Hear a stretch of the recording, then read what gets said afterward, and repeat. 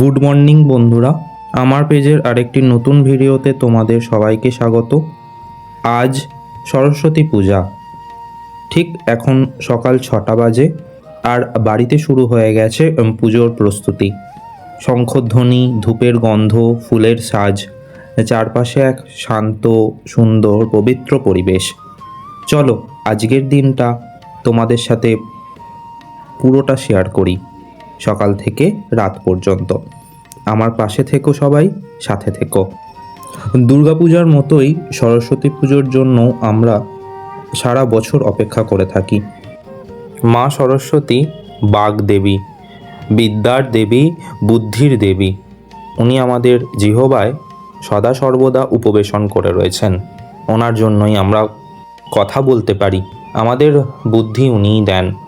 তাই আজকের দিনে ওনার কাছে একটাই প্রার্থনা, মা বিদ্যা দাও, বুদ্ধি দাও, আর সৎপথে থাকার শক্তি দিও মা। সবার মঙ্গল করো, সবাইকে ভালো রেখো। দেখতেই পাচ্ছ সকাল সকাল পুজো শুরু হয়ে গেছে আমাদের বাড়িতে। ঠাকুরমশাই ঠিক সকাল 6টায় এসেই হাজির। এখানে প্রসাদ, নৈবেদ্য, সিদে ইত্যাদি সাজানো হয়েছে। এরপর চলে এসেছি দ্বারঘট স্থাপন করতে। ডাব, আম্রপল্লব, কলা গাছ, গঙ্গাজল ও ঘট এটা সাজিয়েই পূজাস্থানে আবার যাব। এসে গেছি আবার পূজাস্থানে। এখান থেকে একটু ওপরে গিয়েই আমাদের মেন ঠাকুর ঘর। তো চলো তোমাদের সেটা দেখাই। দেখো সুন্দর করে সাজানো হয়েছে। আমাদের এটা প্রধান ঠাকুর ঘর।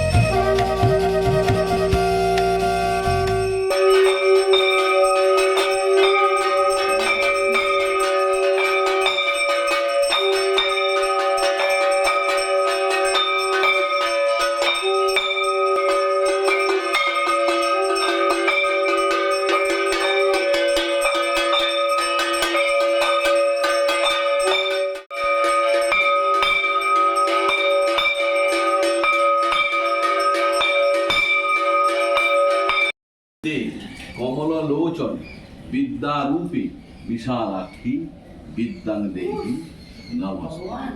ব্রহ্মাদি আদি দৈবতম সর্ব গুণ সমন্বিতম জিহ্বায় উপস্থিতম ব্রহ্মস্বরূপম ঐং সরস্বত্যৈ বাগদেবতায়। ওম ঐং সরস্বত্যৈ বাগদেবতায় স্বাহা। ওম ঐং সরস্বত্যৈ বাগদেবতায় স্বাহা। সকালবেলা পুজো হয়ে যাওয়ার পর দুপুরবেলা খেয়ে দিয়ে বেরিয়ে পড়েছি ঠাকুর দেখতে। এখন এসে গেছি সিঙ্গুর কলেজে। দেখো কি সুন্দর ঠাকুর প্রতিমা বানিয়েছেন, অসাধারণ লাগছে দেখতে। আলপনাটাও অসাধারণ দেখতে হয়েছে। এখানকার ছাত্রছাত্রীরা প্রতি বছরই দেয়। তারপরে চলে এলাম সিঙ্গুর মহামায়া উচ্চ বিদ্যালয়। এখানে ঢুকতেই ডায়ে বাঁয়ে যেদিকেই তাকাবে সেদিকেই দেখবে ছাত্রছাত্রীদের হাতে আঁকা অসাধারণ কিছু আঁকা, কিছু পটচিত্র আর কিছু শিল্প খুব সুন্দর করে সাজানো হয়েছে। সন্ধ্যেবেলা আরও দেখতে অসাধারণ লাগবে। সিঙ্গুর মহামায়া উচ্চ বিদ্যালয়।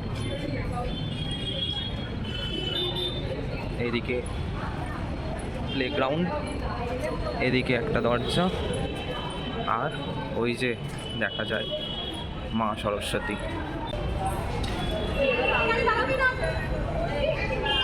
বাঁদিকে ডাদিকে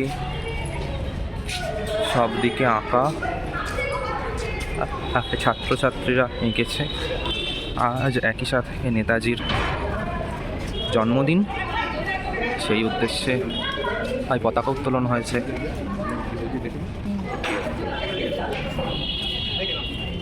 কি অসাধারণ! আঁকা। এই ছাত্রছাত্রীরা রাত জেগে আঁকে।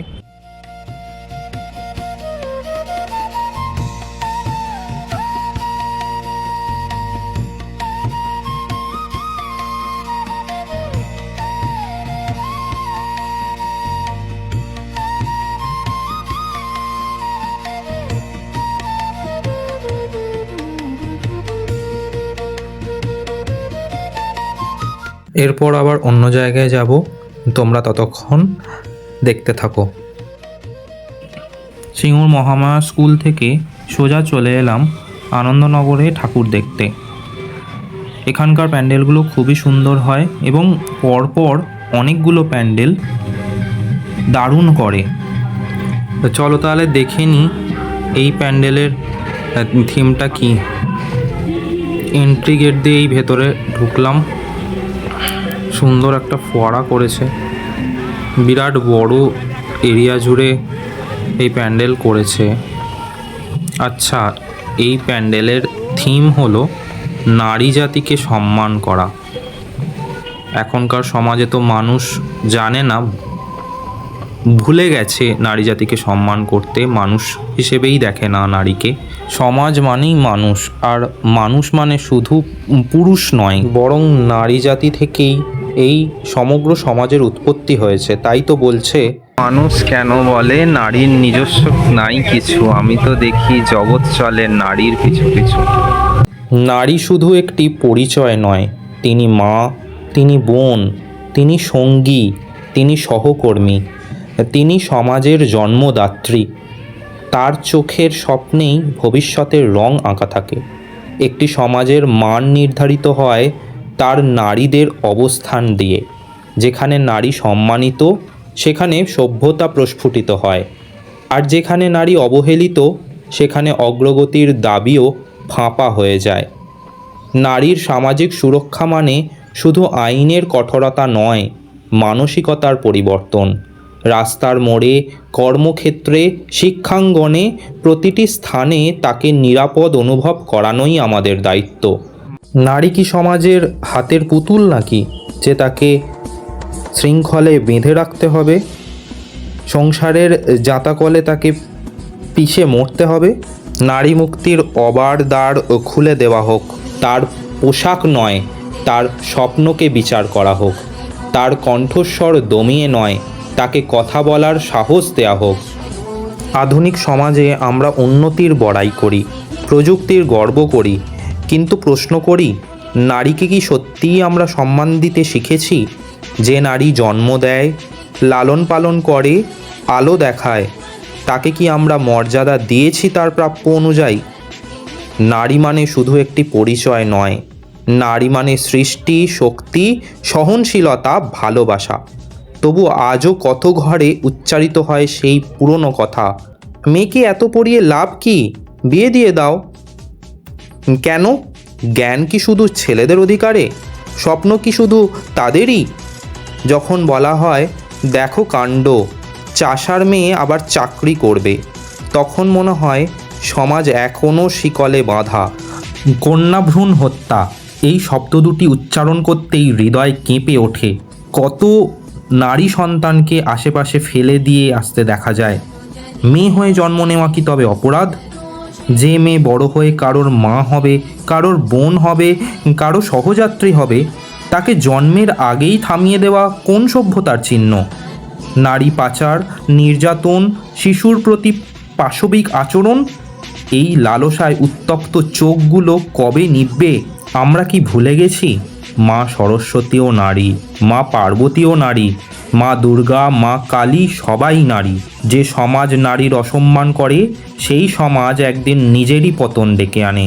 কারণ নারী কেবল সহ্য করে না, প্রয়োজনে সে অস্ত্রও ধরে। সমাজের অত্যাচারে মা লক্ষ্মী ও মা কালী হতে বাধ্য হন। তাই চলুন আমরা সবাই মিলে প্রতিজ্ঞা করি, নারীকে আর অবহেলা নয়, নারীকে আমরা সম্মান, নিরাপত্তা আর স্বাধীনতা দেব। নারীকে এই সমাজের বুকে উঠতে দেব। নারীকে শৃঙ্খল মুক্ত করতে পারলে তবেই এই সমাজের সামগ্রিক উন্নয়ন সম্ভব। ওখান থেকে চলে এলাম আরও একটি প্যান্ডেলে। বাঁশের কঞ্চি কেটে কেটে খুব সুন্দর করে এই প্যান্ডেলটা বানানো হয়েছে। তার মাঝখানে আবার বাংলার প্রাচীন যুগের যে পটচিত্র, সেই সমস্ত ছবিও আমরা দেখতে পাচ্ছি। খুব সুন্দর করে আঁকা হয়েছে। পুরো প্যান্ডেলটা অপূর্ব লাগছে কিন্তু দেখতে। এই সমস্ত নিখুঁত কাজের মাঝখানে মাকে বসানো হয়েছে। অপরূপা মাতৃমূর্তি, কি অসাধারণ দেখতে লাগছে। এইটুকু একটা ছোট জায়গায় এত সুন্দর করে ভাবনা করা হয়েছে, ভাবলেই অবাক লাগে। চলো এরপর যাওয়া যাক অন্য এক প্যান্ডেলে। ভূতের প্যান্ডেল, অদ্ভুত উড়ে ভূতের প্যান্ডেল। মানুষের কঙ্কাল বানিয়েছে। বাবা, অন্ধকারে দেখলে ভালোই ভয় লাগবে রে বাপরে।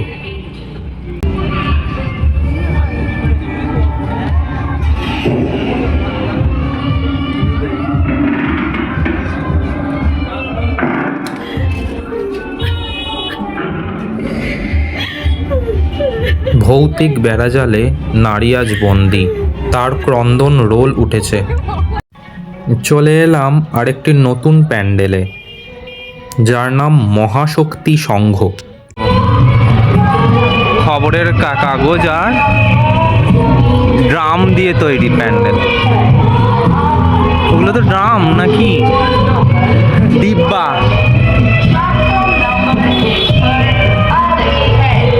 বাবা, স্টেশনে এসে গেছি।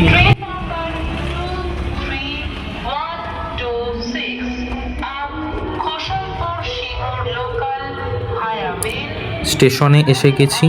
একজন হকার হাতে খবরের কাগজ নিয়ে দাঁড়িয়ে আছেন, খবরের কাগজ বিক্রি করছেন। খবরের কাগজগুলো না থাকলে দেখে বোঝার কোনো অবকাশই নেই যে এটা আসল স্টেশন নয়। স্টেশনের নাম মহাশক্তি,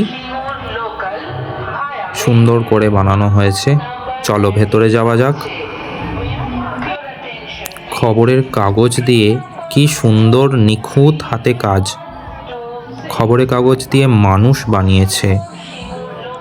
সাইকেল হাতে একজন মানুষ খবরের কাগজ নিয়ে দাঁড়িয়ে আছে।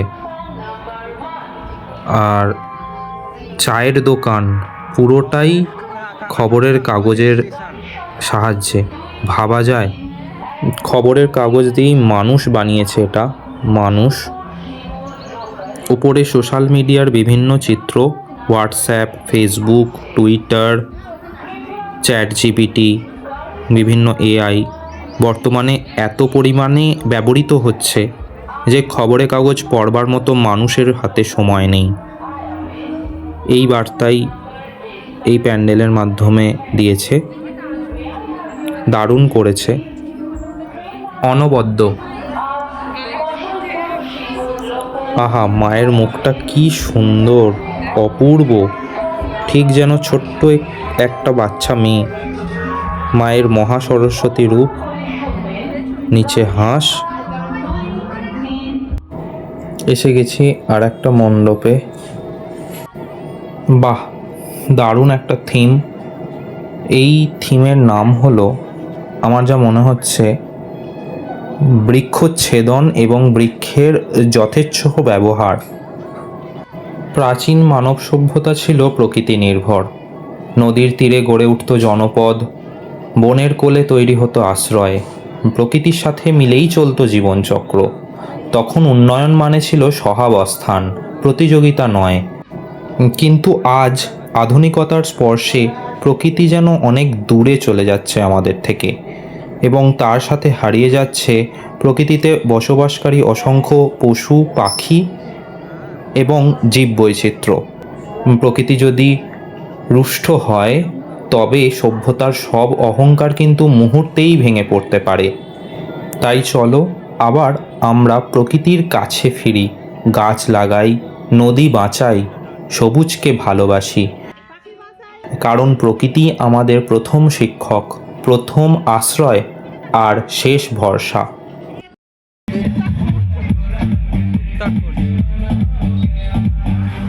ভূতের ছানা।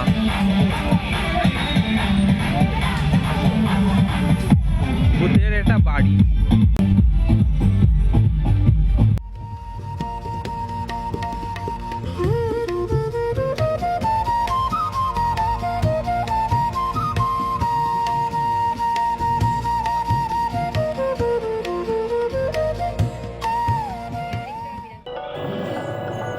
ওয়াও, কি সুন্দর! সন্ধেবেলা দেখলে আলোয় ঝলমল করবে, অসাধারণ। এটা দেখে এবার বাড়ির পথে রওনা দেব।